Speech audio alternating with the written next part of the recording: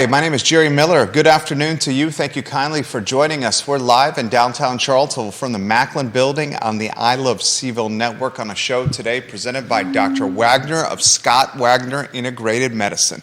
A lot to cover on the show. We were off air yesterday.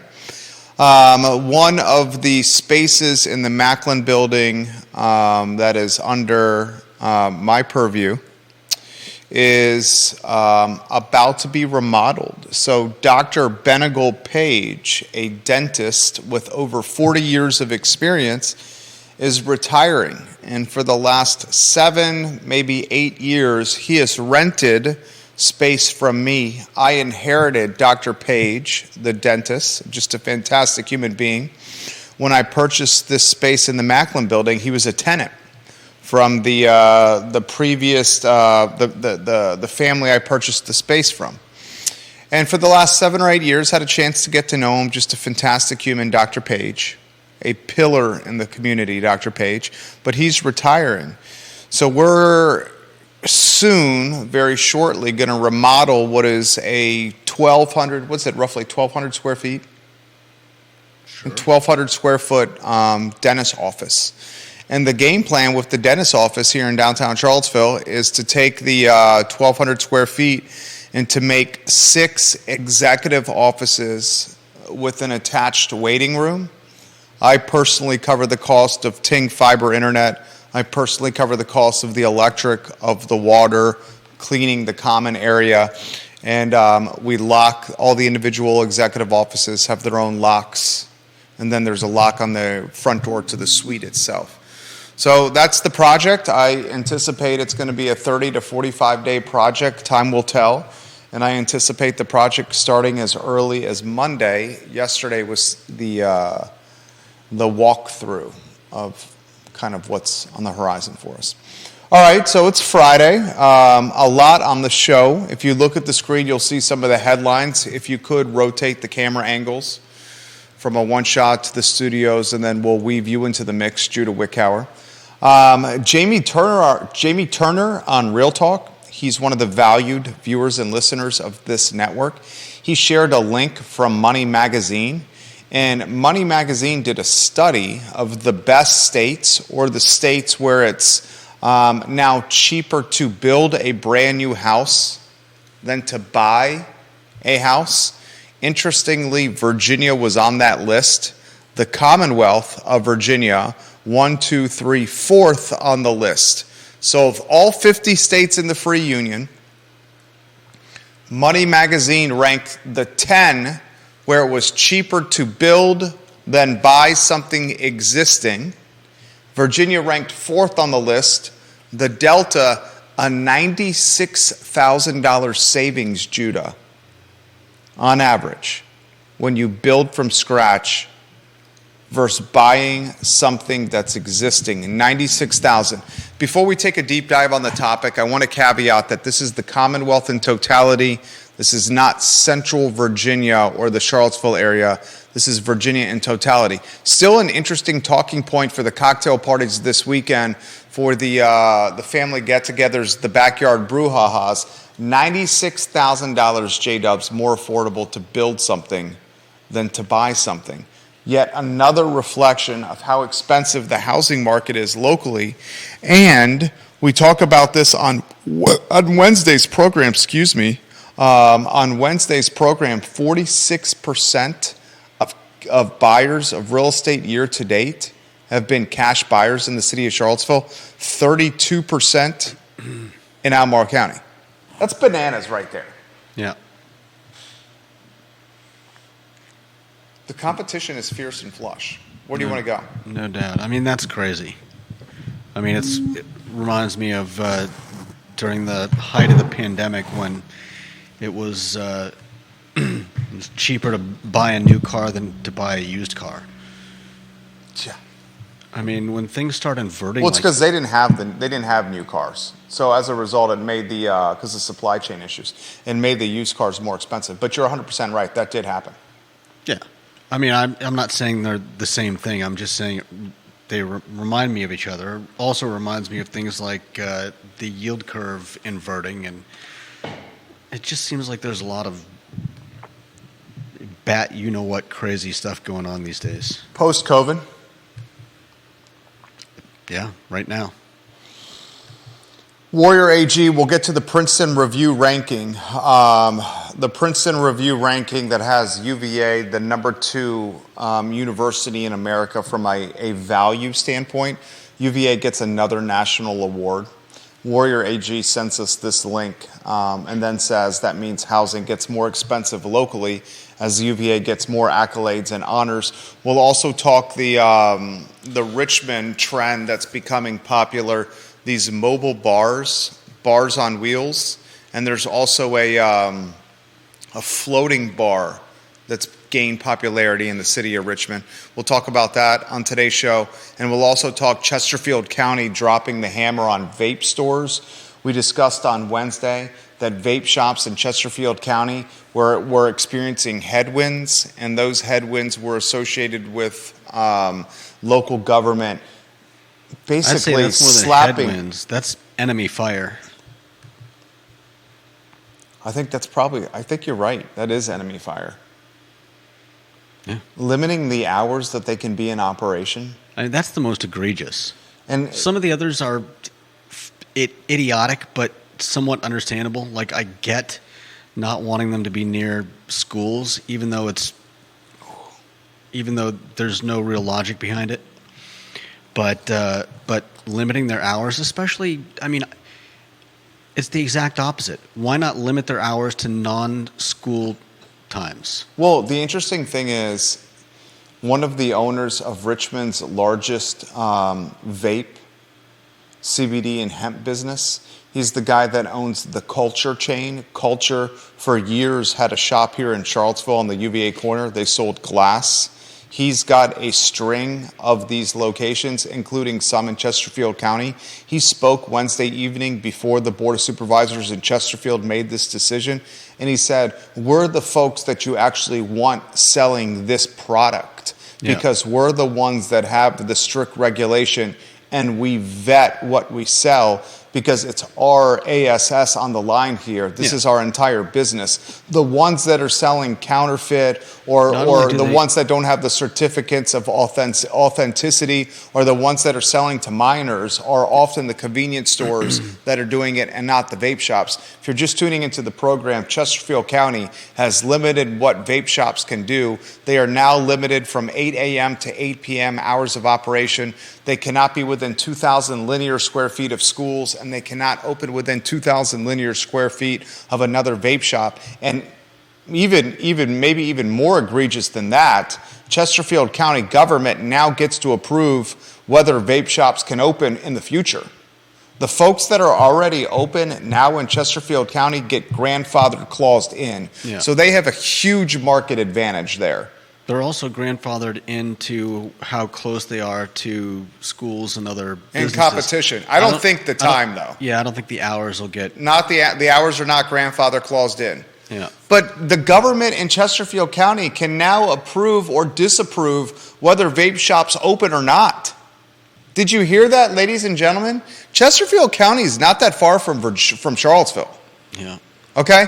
Chesterfield County's Board of Supervisors now can determine whether or not a private business owner can open up a vape shop in their county.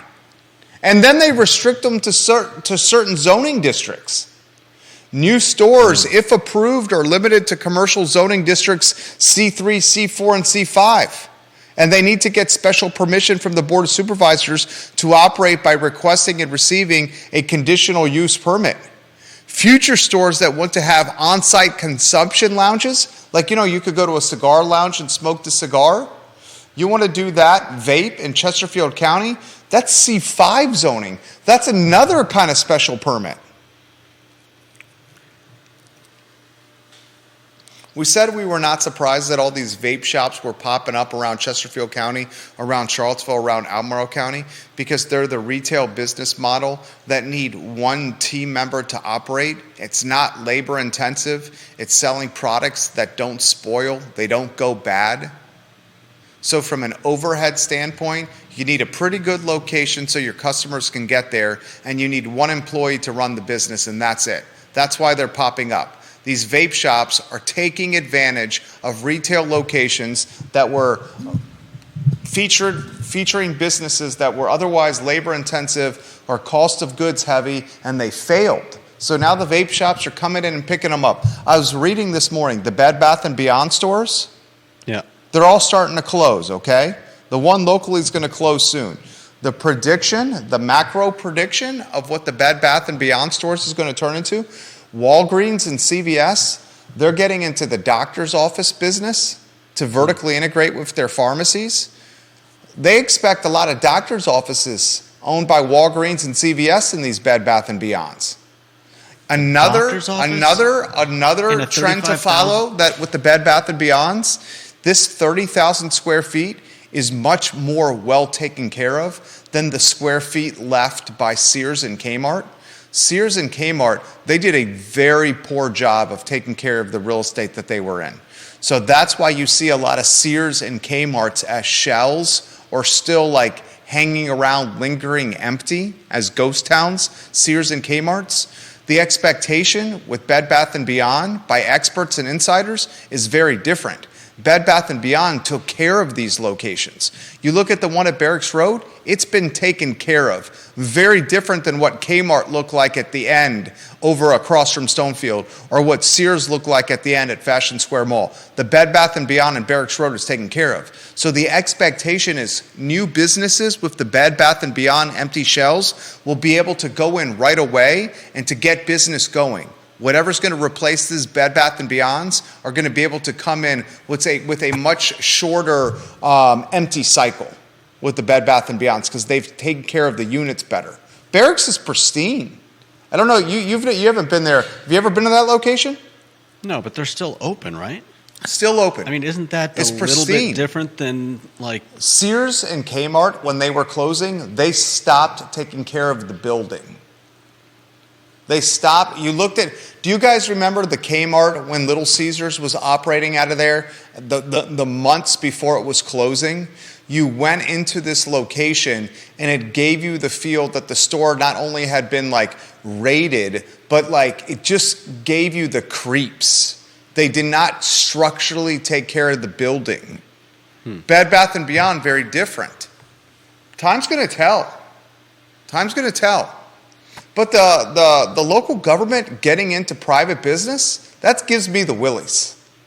Yeah, I wonder how many vape shops are gonna open just outside county borders. They could be sending a lot of business to their neighbors. Walk me through that. You're saying that their market advantage is opening right outside Chesterfield County and selling vape? Yeah. They got enough in the county already, apparently, that they have to do policy and legislation to limit them. Unless somebody's looking for that stuff after 8 o'clock at night. Fair point right there. The 8 o'clock time limit is... A lot of life happens after 8 p.m. I mean, it's just, I can't even understand the thinking behind the limiting of the hours.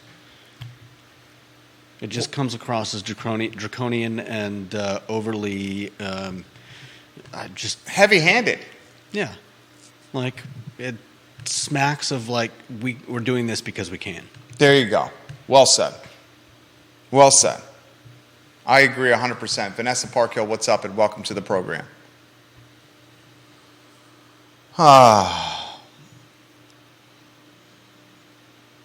Like Deep Throat's not a huge fan of the build versus buy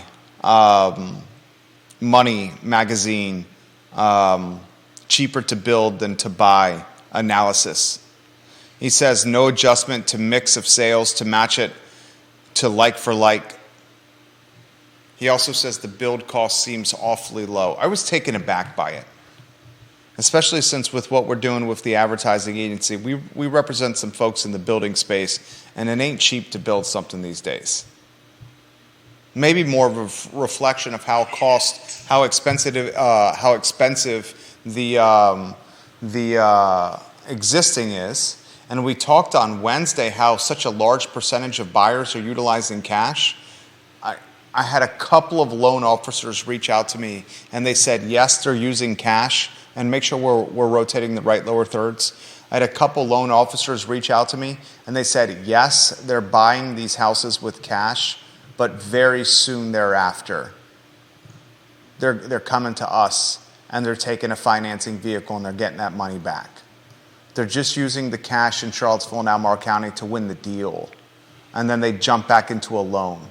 And they get that money. You still have to be in a position to do that. That's for sure. You still have a huge market edge having the cash to win the deal. But what the LOs were telling me was they're getting into financing vehicles. Yeah. It's only the true 1%ers that are buying this with lump sum money, and even folks of that ilk are utilizing financing vehicles. So that was a clarification that two or three LOs wanted me to get on the record on this particular talk show today. And that's on the stat we talked about yesterday, or on Wednesday, the percentage of cash buyers in Charlottesville and Albemarle County. What do you make of the national ranking from the Princeton Review?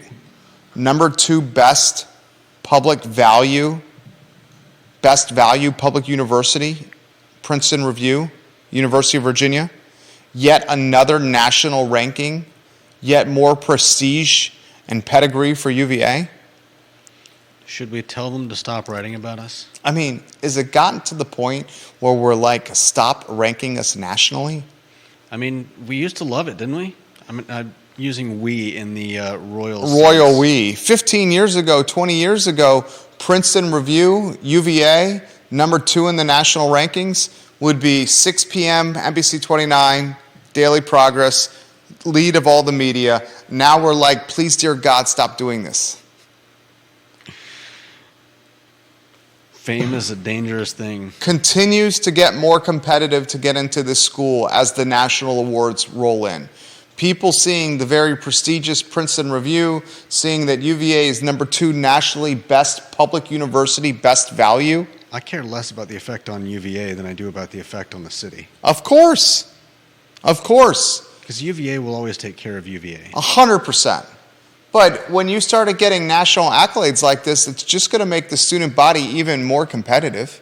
It's just going to get even more like talented students coming here. And those talented students are the ones that are going to be graduating and matriculating with the highest earning potential. And like we say all the time, a small percentage of those that matriculate and graduate every year are going to find their way back here. And they're going to find their way back here because they had a great time 4 years of college. It's all tied together. The news, UVA, public university, number 2 best value, Princeton Review. How you unpack it at the cocktail party this weekend? It's going to get smarter kids coming to UVA. Those smarter kids graduate with higher earning potential, and a percentage of those graduating wealthy kids are going to eventually be moving back here with their families, driving up cost of living. Am I reading it wrong? It's more or less it. There it is. And what's the soap opera, As the World Turns? For Charlottesville, it's As UVA Turns. That's Charlottesville. As UVA turns. Not the world turns. As UVA turns. And you know how we love to incubate business ideas on this show? I love to do it. You certainly hear me do it. I don't know if you like listening to it, but I've heard a lot of it. Tell me why there's no bar on wheels in Charlottesville. Richmond, Virginia has got a new concept that is literally hitting the streets. I think you got pictures. A private business owner purchased a fire truck that was retired by a local fire department. And then he took the fire truck, and he invested a little bit of money into it, and he legitimately has turned it into a bar on wheels. Show the side photo with the TVs and the beer taps if you could. Give me a thumbs up when that's on screen. I'll get there. You can rent this bar on wheels for $250. It's got 4 beer taps. It's got a wine cooler. Look at the screen now. It's got 60-inch TVs, 2 of them. It's got a sweet sound system. It's got, on the top of the fire truck, he's turned it into like a rooftop standing bar, $250, you and your homies can ride this fire truck and drink and party around Richmond. I think it's fantastic. Do you have the backyard photo of it being used at a party? Look at it there at the party. This is at the back of somebody's house. Backyard party. You know what else Richmond's got going on? Richmond has got a bar on a boat. Explain to me why an entrepreneur has not figured out how to somehow monetize a floating alcoholic consumption point of sale on the Rivanna River, especially obviously in the summer. Explain to me why that hasn't happened. The bar on wheels is a no-brainer. Someone creates a bar on wheels like a hop-on tour and is able to drive people from vineyards and breweries on, like in a fire truck or something cool like this. This would rent all day, every day, $250 an hour. The one on the water concept, that's a little bit harder. The water concept's a little bit harder because the Rivanna River sometimes is really low. Yeah. But someone's got to monetize the Rivanna River differently than it's being monetized right now. What's the extent of the monetization? Floating? And I'm not knocking the floating. But there's so much potential there. Someone locally do the bar on wheels, and then someone locally get crafty and clever with the Rivanna River. Please. Here's the police officer. Any tickets over there? No. Stop raining. Now she's doing the rounds. During the rain, she didn't want to do the rounds. I wouldn't have been out in that. You're saying you wouldn't have... that's kind of like a DL secret. I'm hesitant to even say this. When it's raining good, they don't ticket downtown. Yeah, makes sense. Because she doesn't get out of her car. Yeah. Yeah. Maybe she goes and checks out the new donut place on the bottom of Penthouse. Oh, Judah. Come on. What, stereotypes? Stereotypes. That's unlike you. Stereotypes. Judah. They're there for a reason. Don't you think the bar on wheels would crush? This is a drinking town. I think it would have its place. Probably more likely to see it in in high cost neighborhoods like Keswick and some other spots like that. No. I think the bar on wheels is well suited for Charlottesville City as people bar hop or brewery hop from brewery to brewery. I think the bar on wheels would work well on 151 as people brewery hop. You've already got the hop on tours. Why do you need the exact same thing? It's a different dynamic. It's a different kind of fun. When I did my bachelor party in Nashville, we did one of those pedal bars. I think we did. It was kind of a blur. I'm not surprised. I think we did. Not surprised. I think we did. Did we do one of the pedal bars? Is Curtis watching? Did we do a pedal bar? Did we do that? Why do you need a bar to take you around to other bars? Because it's fun, Judah. But you can't watch the TVs while you're driving. Why do you need a bar to take you to other bars? Because it's fun. I've already asked. You've already got the hop-on tours. They're basically doing that, right? When they're on the hop-on tours, you know they're enjoying libations in between. When you get the limo, when you take a Cameron limousine on a vineyard tour, you're enjoying libations while in the limousine in between vineyard stops. What's your point? My point is, Curtis is watching. Did we do one of those pedal bars in Nashville? Curtis? Somebody's got to have pictures. Did we do? No. One of the rules was no photos. Oh, okay. Well, one of the rules was no photos. Did we do one of the pedal bikes? I forget. That idea would do well here. Oh, and I was actually thinking about you, Curtis, with this here. Oh, we wanted to, but they were all booked up. Okay, thank you. Yeah. And Philip Dow says, don't forget the James River Bateau evening cruises with beer and wine in Scottsville. Oh, Thank you, Philip Dow, on that as well. The Raclette Man is for sale. I was thinking about you on this one for Curtis. This one's a legitimate opportunity. He's got a good product. I had the main their main offering, and it was amazing. You had it? Yeah. 120,000. It's a trailer. Here, let me see. The guy in 2021, $150,000 in total income, 75 in net. He's got $300K on the books over the next year, and he's looking to wind down and retire. He spent a career in restaurants and then a second part of a career working for Wegmans, then did this endeavor. 120K for this custom trailer that's built from scratch to create heady sandwiches. And he's got $300,000 in business on the books over the next year. I mean, this is a fantastic opportunity. There's fantastic opportunities that are popping up in business locally because folks are burnt out, retired, looking to do different things. This is a great opportunity. Are you putting the photos on? I'm about to. Look at you, enterprising. 2 people, 300 grand in gross on the books right here. And the business can be run by 2 people. Yeah. There is one person taking the orders and one person working the grill. 300 plus K in bookings on the books for the next year. I've had him at King Family. It was good. And I first met him I first got touched by the brand at Winter Wonder. Yeah. It's just a great mix of flavors. That's the sandwich you had? Yeah. It's basically a hoagie with a split sausage and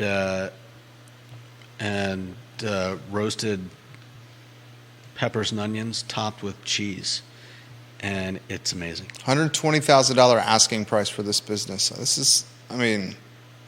It's just a seller that realistically understands how to sell a business, which is kind of a breath of fresh air in today's market. And Carly says, you make good points, Judah. Carly Wagner saying that the vineyards and breweries want you to come to them to drink. So they'll feel competition by the mobile bar. And I don't know why you would go to another bar or winery when you're driving around in a bar or winery. Because it's fun. But what's the... So you still I don't understand what you're saying here. You still haven't explained why you would do that instead of using the hop-on tours. It's an alternative method of transportation to and from bars, breweries, or vineyards. But you do know that there's not a whole lot of room for people to sit in a fire truck, right? It doesn't have... The fire truck was... The fire truck was just an example. But seriously. My whole concept is a mobile bar in Charlottesville would do great. Like a pedal bar, it's fun. If you've got somewhere to pedal to. You sit in a chair and you pedal it. Or, okay, take the hopping around breweries and wineries out of it. What if someone just did like a mobile bar and transported folks around cool things around locally? You could do 2 or 3 cool sites in Charlottesville. You can take them downtown. You can take them to all the crazy stuff that's happening around here. So, like, you're talking about a drinking historical tour around Charlottesville. I'm talking about, God, I don't understand why I'm having such a difficult time explaining having fun. This is called having fun. You're hanging out with your friends, drinking cold beverages. Except you want to do that while riding around the city. I just don't see Charlottesville as a city where you're like riding around going like, hey, there's another cool thing to look at. Okay, then why can it work? Why can it work in Richmond? Why can it work in Nashville and not Charlottesville? Because they have interesting things to look at. You're saying Charlottesville doesn't have any interesting things to look at? Exactly. That's ridiculous. It's got nice trees and stuff. Did you know that there's a walking food tour in Charlottesville? Okay. Did you know that? What's your point? But did you know that? No. Did you know a business owner, one individual, I think his name is Rob Yarnick, legitimately has created a walking food tour where people pay him money. And he walks them to 3 or 4 hand-picked restaurants and suggests things for them to order. And he's built a business out of a walking food tour. More power to him. It's genius. Give me money. I don't need a store. All I need is a website. Meet me at this location outside, and I will lead you to 3 or 4 restaurants where you will eat tasty food. That's the business. If a walking food tour can make it, why can't a mobile bar make it?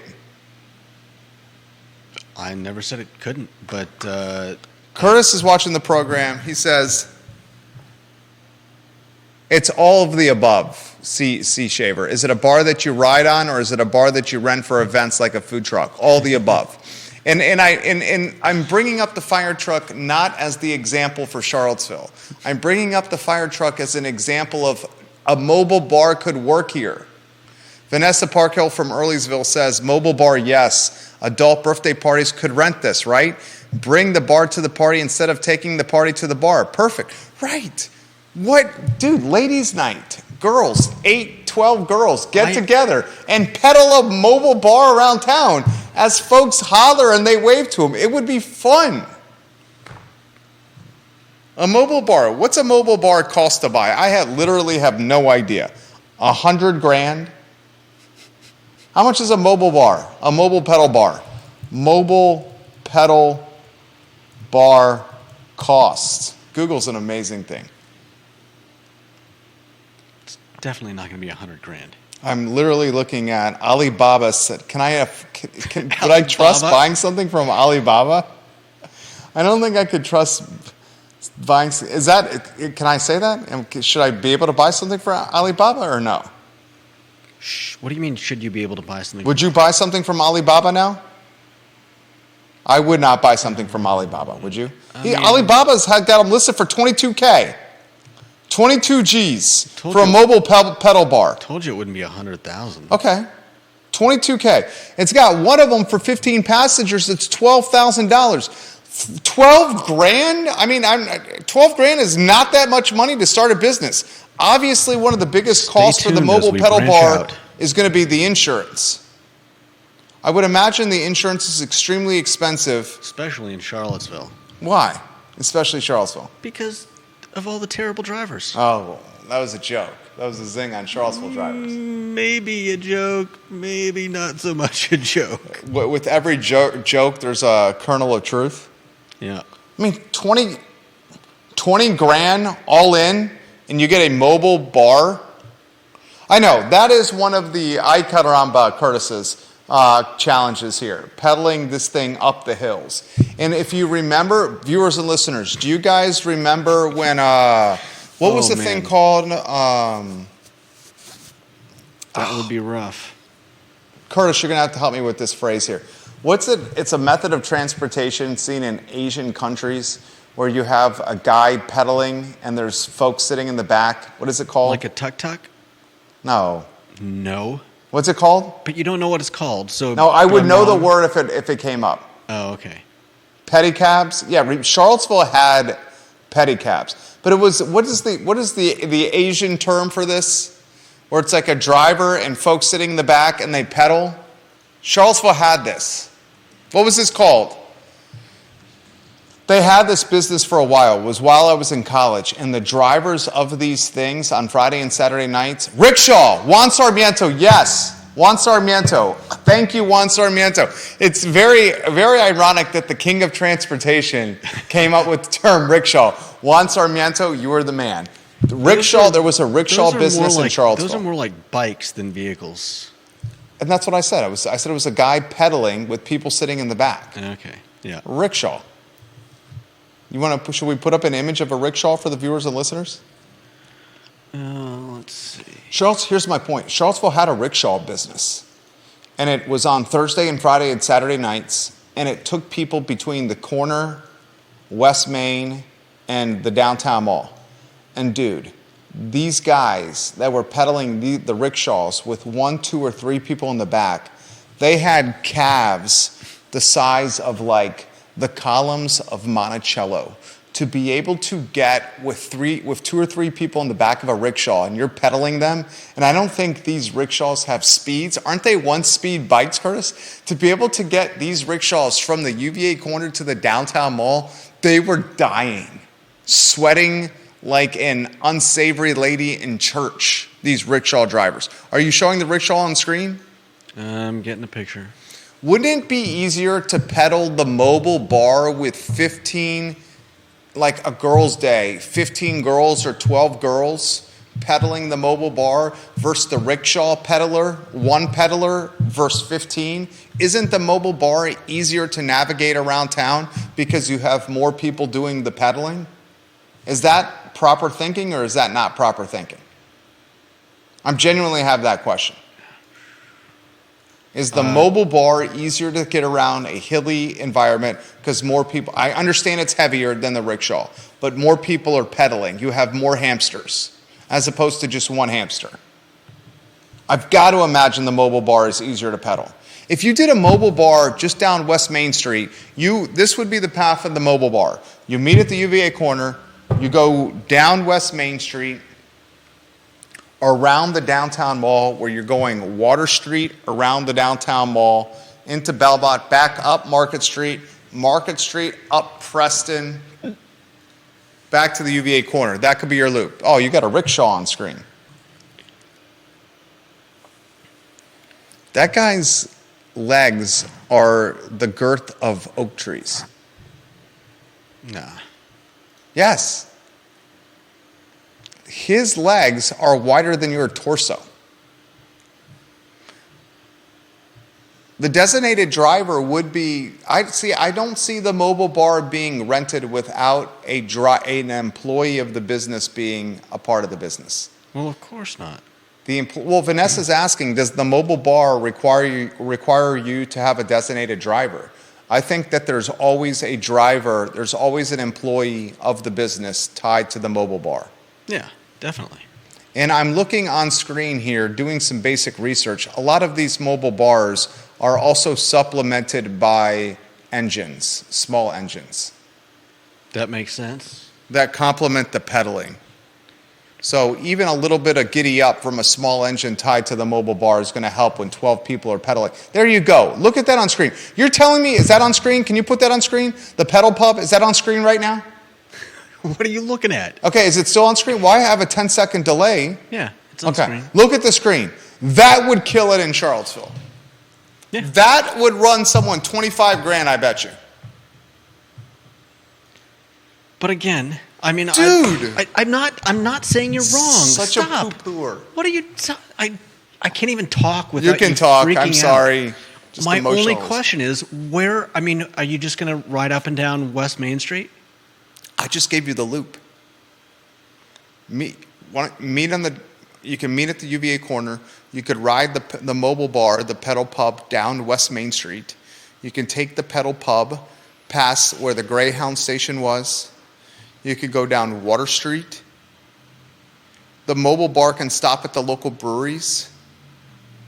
It can stop at 3 Notch. It could stop at South Street. It can go to Decipher. It could go to the Wool Factory. There's a little beer crawl area around here.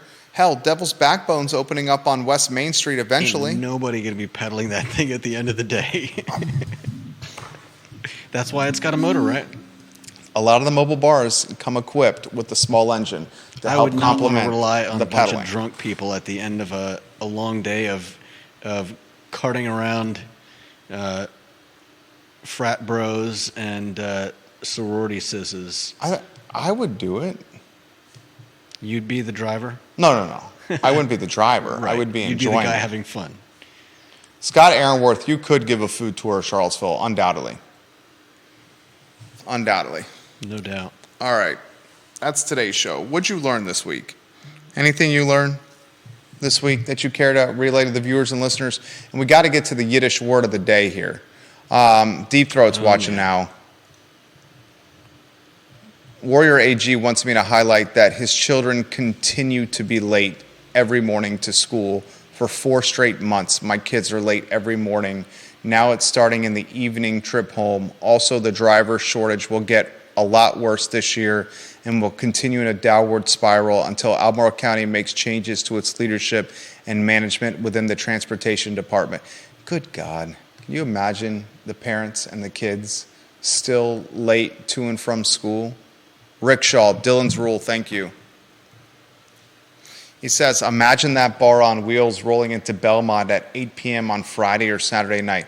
Imagine that mobile bar going into Mas Tapas at like 10 o'clock on a Friday night for some tomatoes asados and some bacon-wrapped dates and some sangria. That would be the life. What'd you learn this week? Anything? Hopefully something. Probably. I couldn't tell you what it was. Anything you want to highlight? Let's see. There's a, what was it? There's a cool website called CVille Sock Love. Sock Love? Yeah. I'm going to.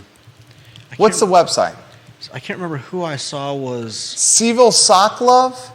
I can't remember who I saw was giving to them. But CVilleSockLove.org. I'm on it. Okay. They're established to provide fun, uplifting socks to hospitalized children. Oh, this is awesome. Yeah, and like I said, I can't remember who, but somebody was doing some type of a drive for them, which is what first led me to the website. But I thought that was really cool. It's nice to know there are people out there that are doing things for others, doing things to help, especially kids in hospitals, and this just seems like something that's worth supporting. CVilleSockLove.org. Nicely done, Judah. Founded by Lindsay Simpson, a Monticello High School graduate who's at UNC Chapel Hill, and Lily Simpson, her sister, who's a senior in high school. They give socks to children in hospitals. I love it. How about the Yiddish word of the day? Let's see. And you're keeping track for our vocabulary lesson, right? Because we have a quiz planned for the viewers and listeners for next week. A Yiddish word quiz. A quiz? Quiz. How do we want racy or... So far, every single Yiddish word you've chosen to highlight on this program has been indirect zing at yours truly over here. What? That is not true. Most of them. I'm looking at them like, okay, yeah, Let's go through the list and just tell us what the English words are. Don't tell us the Yiddish words. Just tell us the English words of what all the Yiddish word means in English. Go. What's the list? There's dick. There's little girl. There's. I don't have. Just read them off. I don't have the. I'm making. You're supposed them up to keep for the most log. of these.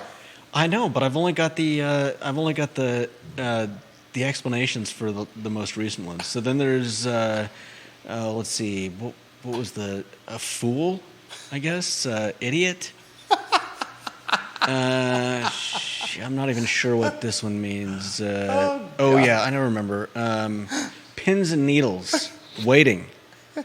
Okay, now here we got the ones that I've got the actual descriptions of. Donkey or jackass. The next one is, well, excuse me. Then we've got pesky nagger. Oh, God. Followed by crazy. Followed by, I think the last one we did was a nobody or simpleton. There we go. The Yiddish word of the day. What's today's word? Let's see, what's a good one? See you, Juan. What's today's word? Okay. Supposed to have it ready to go. Plots. What is it? Plots. Plots? Yeah. How do you spell it? Plotz. Plotz. Plots.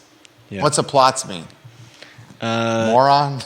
No, it means crack, collapse, or explode in either a literal or a more metaphorical sense. Okay. So, like, I think it's all about excitement. The example I'm seeing is, OMG, have you heard of that new brand? I love their clothing so much, I almost plotzed. Plots. Deep Throat says a tuk-tuk is a motorized rickshaw. Yeah. And then I don't know why he sent me this. He says, remember, Deep Throat is a Yiddish expert. He says, is High Voice listening to this? Because I don't want to utilize this profanity if High Voice is watching right now, Deep Throat. He says this is probably the best translation for English. What? For the word for plots you just used. Oh yeah, and what is it? Poop a brick. That's the best. That's the best. Remember, he was raised by 2 Yiddish-speaking grandparents. Nice. All right. And he also says a tuk-tuk is a motorized rickshaw. Yeah, I know. That's why I said it. Yeah, but the rickshaws that were being used on the corner to transport children, students, one and the same. Freudian slip, including yours truly, were not tuk-tuks. They were actually pedaled rickshaws. Yeah. And dude, although the original actual rickshaws didn't have bikes. It was just a seat, 2 wheels, and like a couple handles. that's nuts. Yeah. That sounds dangerous. Like you could get squashed. You mean if you're the one pulling? Yeah. There's a metaphor for life somewhere in that visual. No doubt. Is there not? Possibly. Possibly. All right, Friday edition of the talk show. Judah Witkower, Jerry Miller. It's the I Love CVille Show presented by Scott Wagner of Scott Wagner Integrative Medicine. We hope you enjoyed the show as much as we enjoy hosting and delivering the show for you. We are back in the saddle on Monday, guys. Keep the money local. Keep the money local. Keep the money local. It's fragile. It's fragile out there. We'll see you on Monday. Take care.